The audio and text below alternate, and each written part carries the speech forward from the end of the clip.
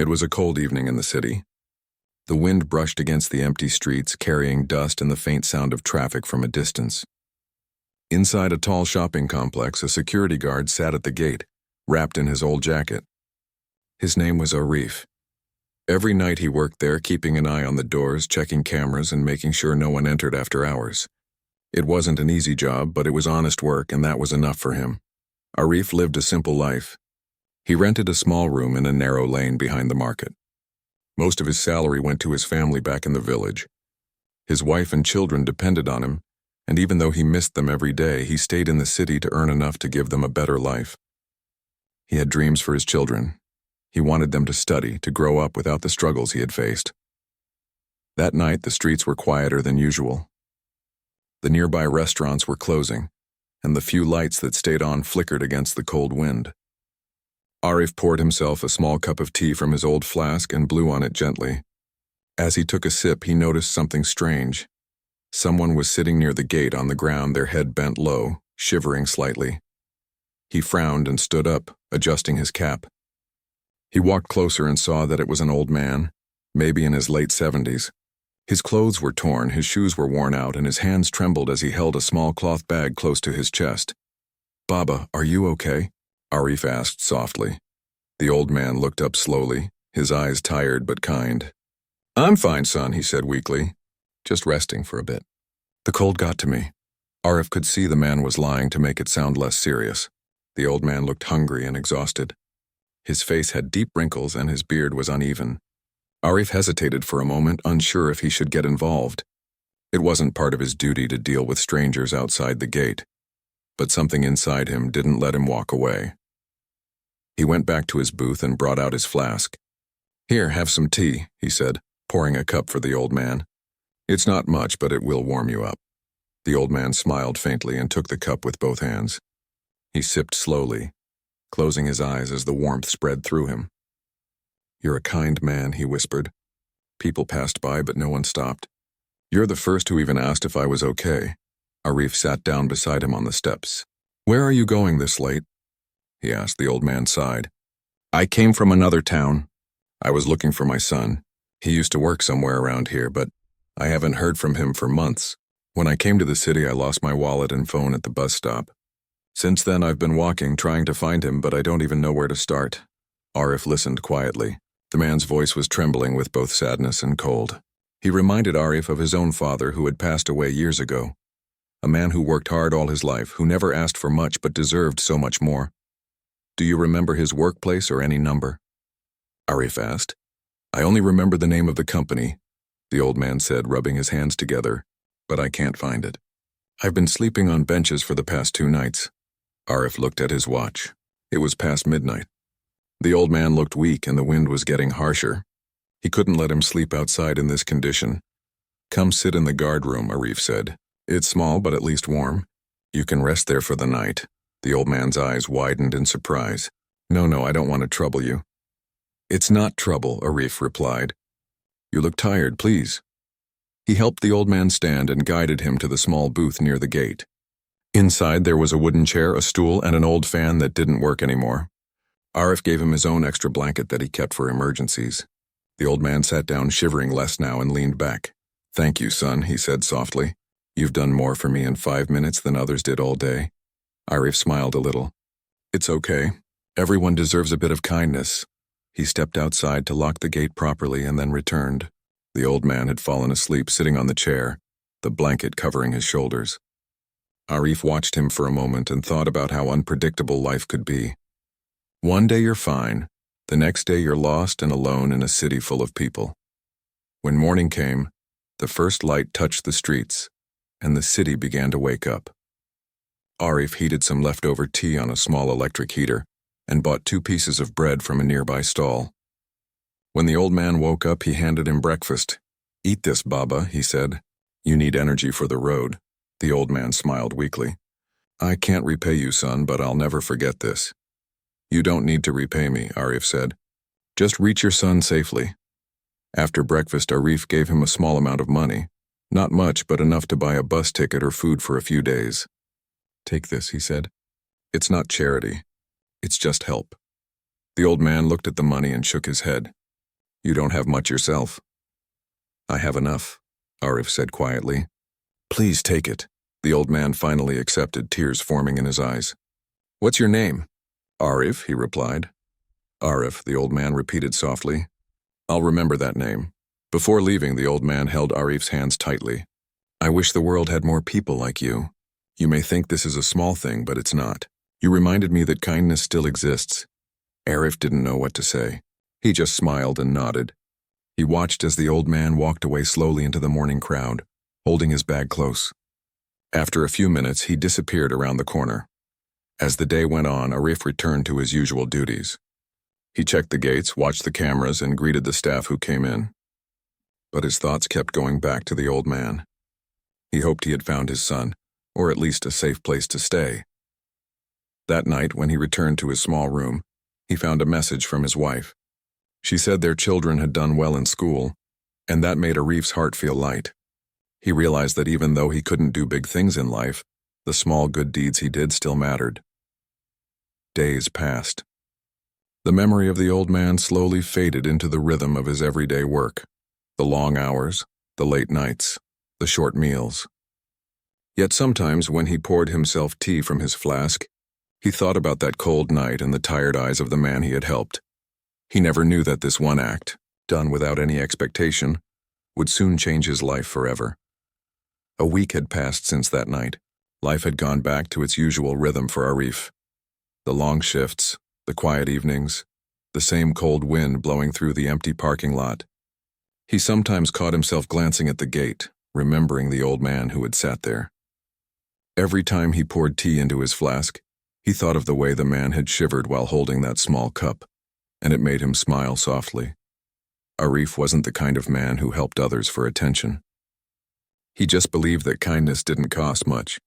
Maybe it came from his upbringing, or maybe from all the days when he himself had struggled and wished someone would stop to ask if he was okay. He had learned that sometimes even a few kind words could make someone's night a little easier. That evening was quiet again. The mall had closed early because of maintenance work. The air smelled faintly of rain, and clouds hung low over the city. Arif sat on his stool, flipping through a small notebook where he wrote down his expenses. His salary had just come in, and as always, he was calculating how much to send home. Rent, groceries, school fees. There was never much left after that, but he was used to it. Just as he was about to close his notebook, a street vendor passed by selling roasted corn. Arif waved him over and bought one. As he stood outside eating, he noticed a young boy struggling to pull a heavy cart of cardboard boxes toward the recycling shop down the lane. The cart was too heavy for his small frame, and every few steps he stopped to catch his breath. Without thinking twice, Arif walked over and helped him push it. The boy looked surprised but smiled gratefully. "Thank you, Uncle," he said softly. "No problem," Arif replied. "You should be home, it's late." "I have to help my mother," the boy said. "We collect these boxes so we can buy food." When they reached the shop, the boy thanked him again and ran off into the crowd. Arif watched him disappear and shook his head slightly. Life in the city wasn't easy for anyone, especially for those who had no one to depend on. Later that night, when Arif returned to his post, he felt a strange peace inside. Helping others didn't change his own situation much, but it made him feel lighter. The world could be cold, but moments like these reminded him that warmth didn't always come from money or comfort. It came from people. Around midnight, rain started to fall. The drops hit the roof of the security booth softly at first, then harder. Arif closed the gate tightly and went back inside. He wrapped himself in his jacket and tried to rest his eyes. He didn't know that at that very moment, somewhere else in the city, the old man he had helped was talking about him. Morning came slowly. The rain had stopped and the city was waking up again. Arif yawned and stretched before unlocking the main gate. Workers began arriving, greeting him as they passed. He nodded politely to each one. As the day went on, his supervisor came by to check the logbook. "Good work, as always," the supervisor said. "You're one of the few guards who never complain." Arif smiled. "It's my duty, sir." After his shift ended, he went to the nearby tea stall to have breakfast. The stall owner knew him well and often gave him a discount. As he sipped his hot tea, he heard two men at the next table discussing something. "Did you hear?" one said. That big businessman who owns half the buildings in this area. He went missing for a few hours last month. People thought something bad had happened, but he was fine. Strange story. Maybe he was testing his employees, the other replied. Rich people do all sorts of things to see who's loyal. Arif wasn't paying full attention, but the words "went missing" made him think of the old man he had met. He shook his head and smiled. It was probably just coincidence. The next few days passed without much happening. Then, one afternoon, something unusual occurred. A black car, shiny and expensive, stopped near the gate. A man in a suit stepped out and walked straight toward him. Are you Arif? The man asked. Yes, he said cautiously. Can I help you? I'm from the Rahman Group, the man replied, showing him an ID card. Our chairman wants to meet you. He asked for you personally. Arif blinked, confused. Me, are you sure? Yes, the man said with a polite smile. He said you would recognize him when you see him. Arif's heart began to beat faster. The only person who came to mind was the old man he had helped that night. But that didn't make sense. Why would a company chairman want to see a poor security guard like him? Still, he nodded. When should I come? Now, if possible, the man said. He's waiting. Arif didn't have much time to think. He locked the booth, told the other guard he'd be back soon, and got into the car. The ride was quiet. The driver didn't say much, and Arif sat nervously, his hands pressed together. He looked out the window as tall buildings and busy roads passed by. He couldn't stop wondering why a big company wanted to meet him. After about 20 minutes, they entered a large office building with glass walls and security guards at every corner. The car stopped at the main entrance, and the man in the suit guided him inside. Everything looked so grand that Arif felt out of place in his simple uniform. They took the elevator to the top floor. The door opened into a wide office with big windows overlooking the city. Behind a large desk sat a man in a gray suit. His face looked familiar, but it took Arif a moment to realize who he was. It was the same old man from that cold night. Except now he didn't look poor or weak. His beard was neatly trimmed, his posture straight, and his eyes sparkled with energy. Arif froze where he stood, too shocked to speak. The man smiled warmly. Arif, he said, standing up. I was hoping you'd come, sir. Arif stuttered, unable to find the right words. The man walked over and patted his shoulder. You must be wondering what's going on. Let's sit down. I'll explain everything. They sat across from each other. The man's tone was calm but full of emotion. That night when you helped me, I wasn't really lost, he said. My name is Rahman. I own this company. I went out that night to see how people treat others when they think no one is watching. I wanted to understand the city beyond my offices and meetings. I dressed like a poor man and wandered for hours.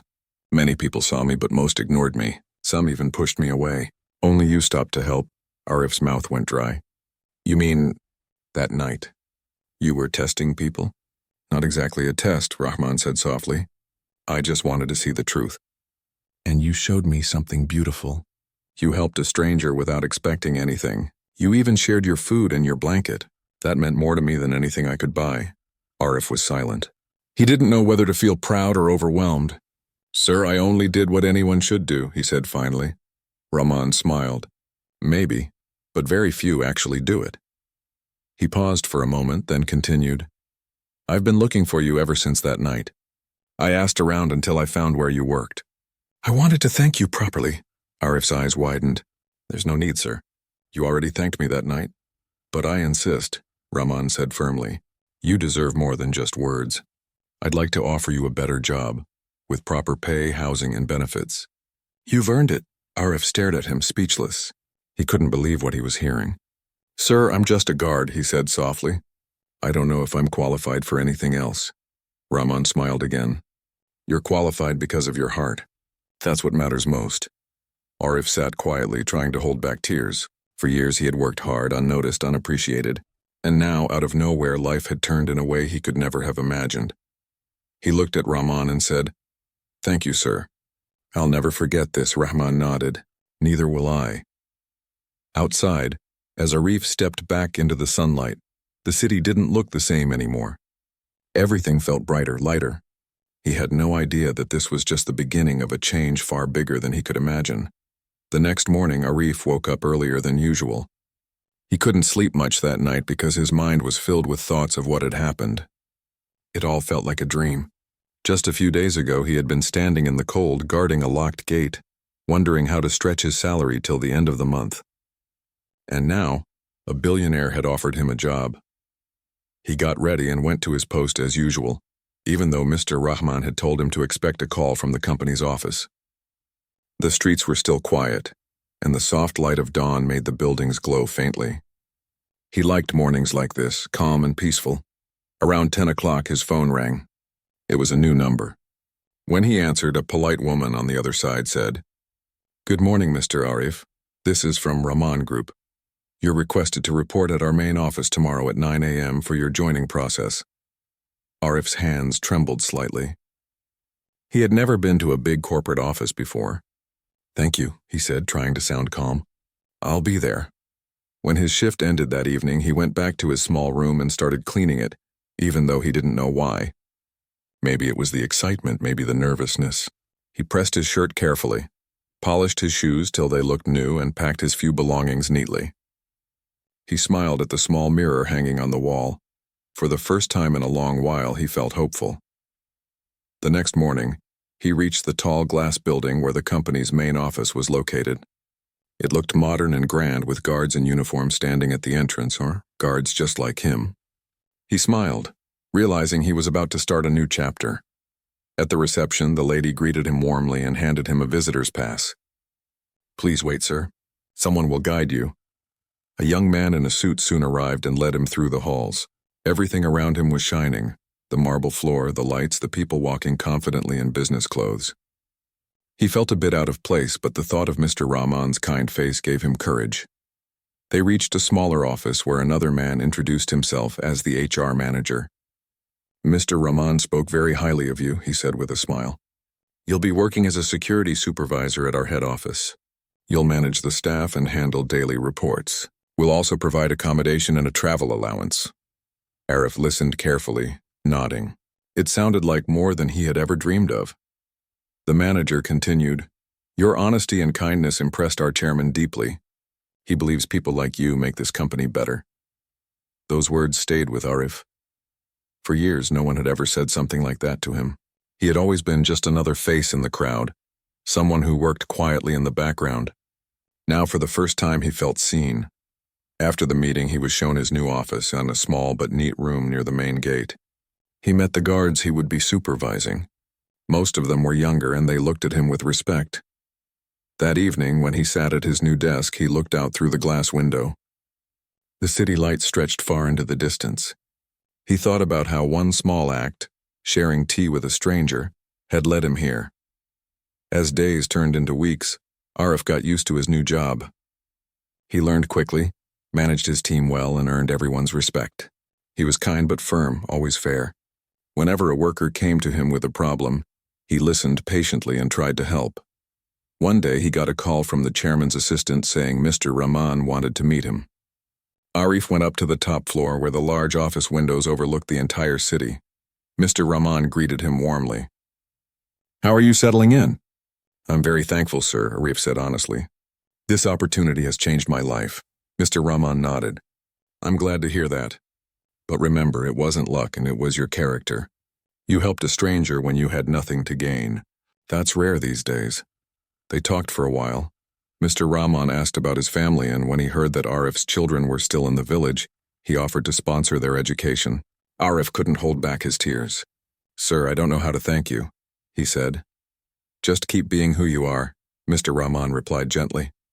"That's enough thanks for me." Over time, Arif became more than just an employee. Mr. Rahman often invited him to small company events, introducing him to guests as the man who reminded me of real humanity. Arif always felt shy when people clapped for him, but he never let pride grow in his heart. He still lived simply, sent money home, and never forgot where he came from. Sometimes during his night rounds, he would stop by the gate and look at the streetlights glowing in the dark. He often thought about that night, the old man in torn clothes, the cold wind, and the small cup of tea. If he hadn't stopped, if he had just ignored him like everyone else, none of this would have happened. One evening, after finishing his shift, he went to the nearby park to sit quietly. A group of street kids were playing near the benches. One of them, barefoot and dusty, ran toward him and asked, "Uncle, can you buy us a bottle of water?" Arif smiled. Of course.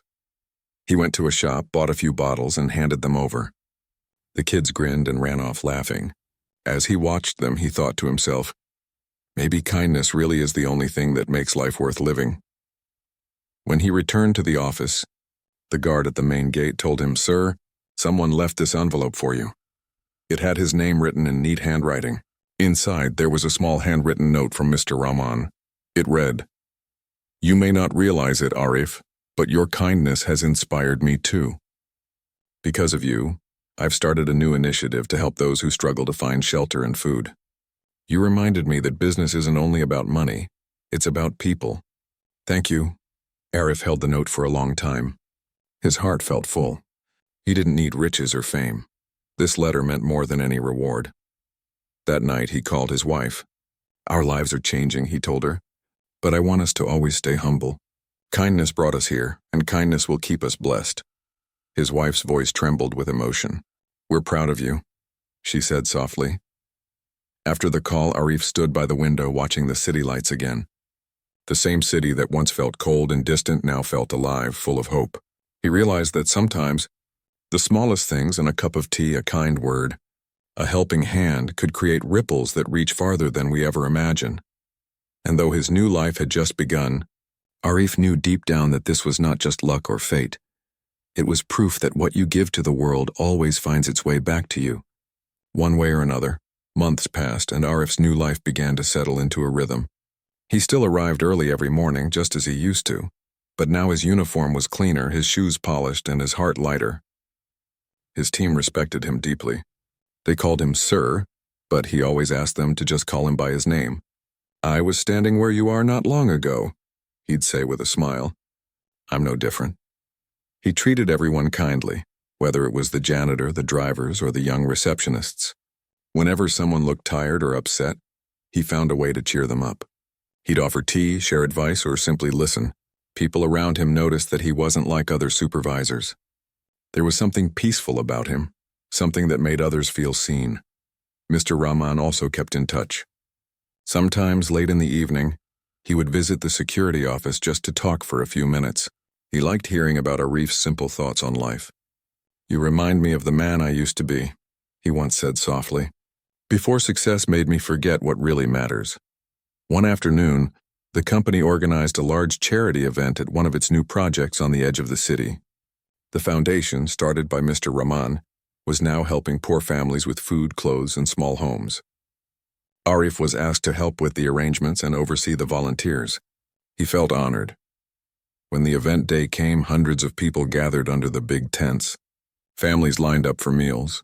Children played near the water taps and volunteers moved quickly, distributing food and blankets. Arif made sure everything ran smoothly.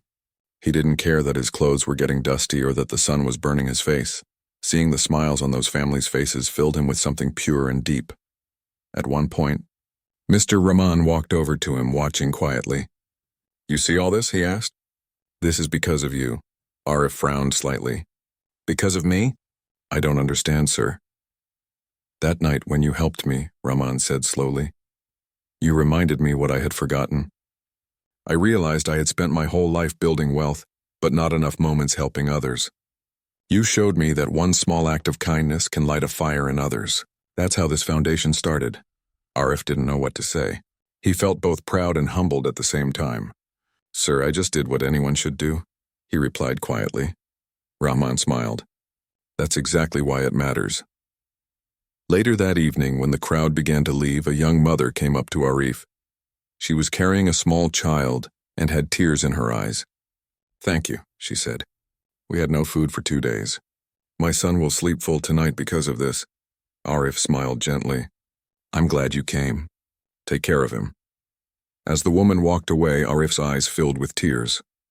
He realized that he was seeing a version of his old self in her, a person just trying to survive another day. And now, by some miracle, he had been given the chance to make things better for people like her. That night, back in his small company apartment, Arif sat on his balcony. The sky above the city was dotted with stars, faint behind the streetlights. He thought about his journey. The long nights at the old mall gate, the lonely dinners, the time he had given his last few rupees to help a stranger. Everything had led to this.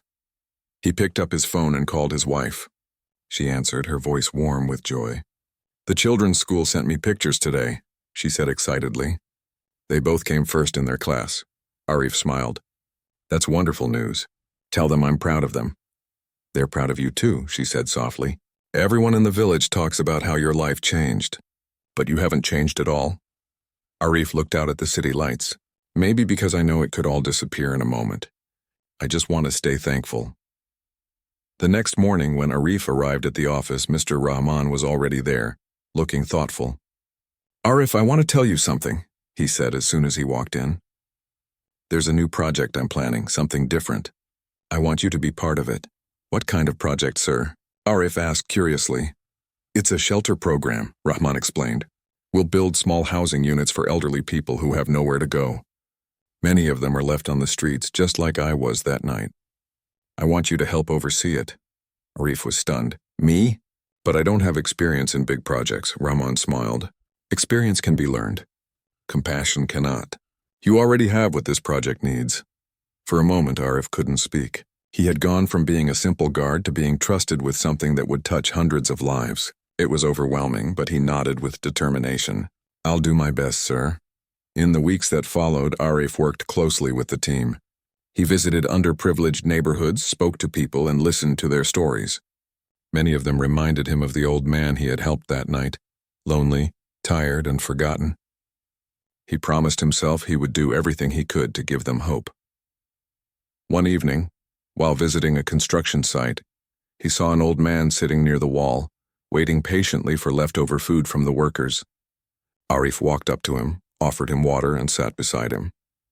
The man smiled weakly and said, "Most people don't stop to talk. They think old people like me have nothing to give." Arif smiled back. "You've given me a reminder," he said softly, "that the world still needs more kindness." He went home that night with a heavy but grateful heart. Every story he heard, every person he met, deepened his understanding of what it meant to be human. As the months passed, the shelter homes were completed, small, clean, and filled with light.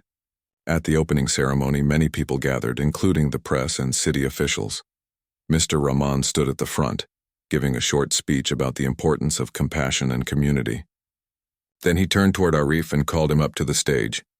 "This man," Rahman said, placing a hand on Arif's shoulder, "changed my life. You may not see him in fancy clothes or sitting in a high office, but he reminded me that true wealth is in our hearts. If not for his kindness, none of this would exist." The crowd clapped and Arif stood there quietly, his eyes moist. He didn't feel like a hero. He just felt thankful. After the ceremony, a young journalist approached him and asked, "Sir, do you believe one person's kindness can really change the world?" Arif smiled. "Maybe not the whole world," he said, "but it can change someone's world.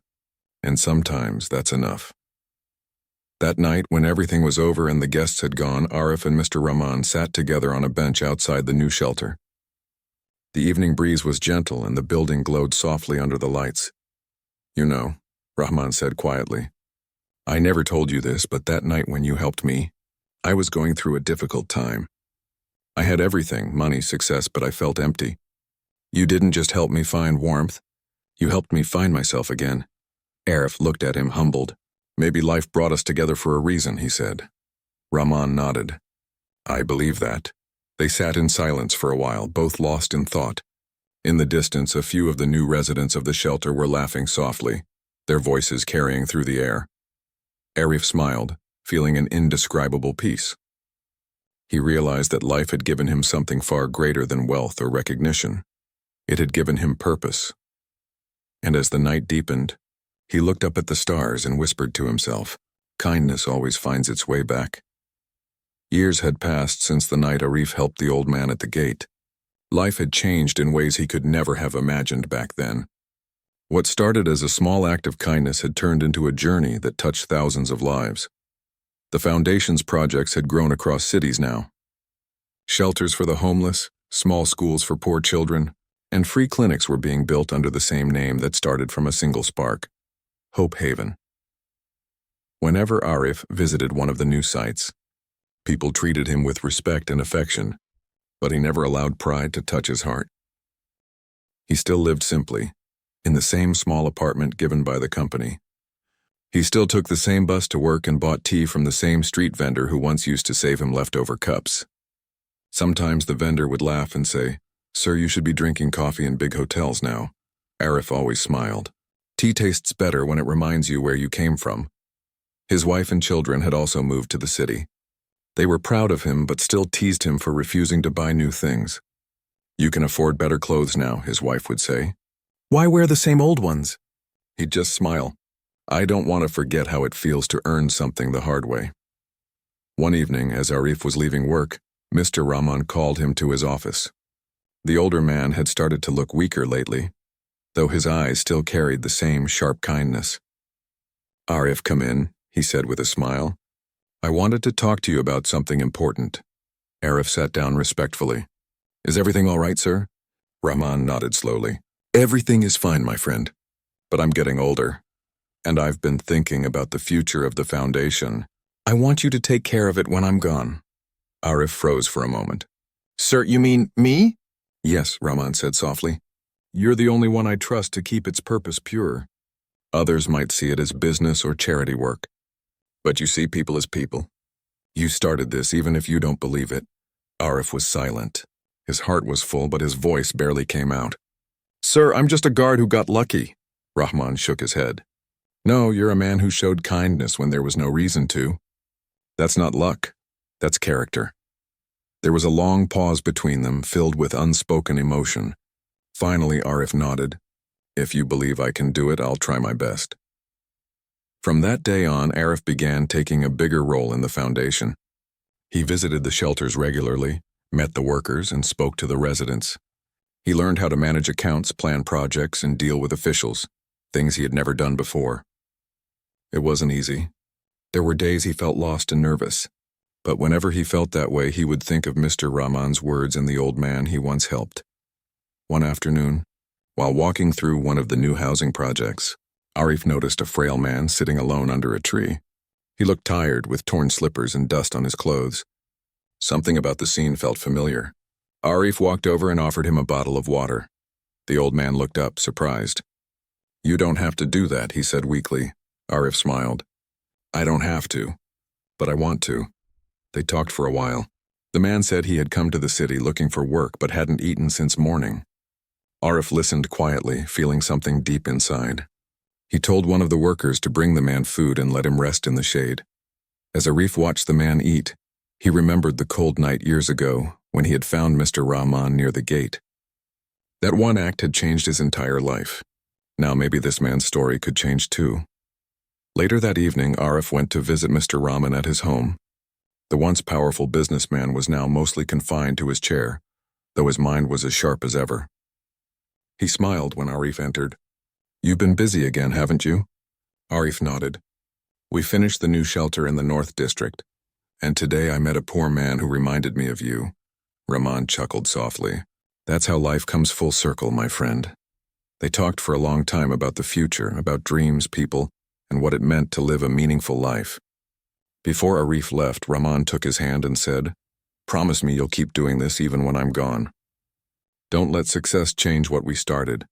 Arif's eyes grew moist. "I promise, sir." A few weeks later, the news came that Mr. Rahman had passed away peacefully in his sleep. The entire company and foundation gathered to honor him. People spoke of his kindness, his generosity, and his vision, but when it was Arif's turn to speak, his voice trembled with emotion. "He once told me that true wealth is not what you keep, but what you give," Arif said softly. "I didn't just lose a mentor today. I lost a friend who showed me that kindness never dies. It just finds a new home in the hearts of others." After the ceremony, Arif sat alone for a while looking at the sky. He felt both grief and gratitude. Somewhere he believed Mr. Rahman was watching. Months passed, and Arif continued his work with quiet dedication. Under his leadership, the foundation grew even stronger. He never took credit for anything. Whenever people praised him, he would say, "It's all because of one man's trust and one night of kindness." One day, during a small event for the opening of another shelter, a young journalist approached Arif. "Sir," she said politely, "many people look up to you. They say you've changed so many lives. What's your secret? Arif smiled gently. There's no secret. I just remembered how it feels to need help and not find it. So whenever I can, I try to be that help for someone else. She nodded, writing down his words. Then she asked, Do you ever regret anything? Arif looked thoughtful. No, he said after a pause. Everything, even the hardest days, and led me to this moment. I used to think I was unlucky because life was difficult. But now I know, maybe life was preparing me for something bigger. That evening, Arif walked alone through one of the new shelters. Children were laughing, old men were talking, and women were cooking together. The air smelled of food, hope, and peace. He stood quietly, just watching. A small boy ran up to him, holding a piece of paper. Uncle, I drew this for you, he said proudly. Arif took the paper and smiled. It was a simple drawing, a man helping an old person stand up. Above it, the boy had written, Kindness makes the world better. Arif's eyes filled with tears. He patted the boy's head and whispered, You're right, my son. Never forget that. As the sun began to set, he looked out over the shelter. The walls painted bright, the laughter echoing. He felt a deep peace in his heart. He realized that the greatest reward life had given him wasn't money or position. It was the chance to make others feel less alone. When he walked out into the cool evening air, he smiled to himself. He didn't need anyone to remember his name. It was enough to know that somewhere, because of a single act of kindness, lives had changed. And as he closed the gate behind him that night, the same way he had years ago as a guard, he whispered softly, One small act can light 1,000 hearts. The streetlights flickered.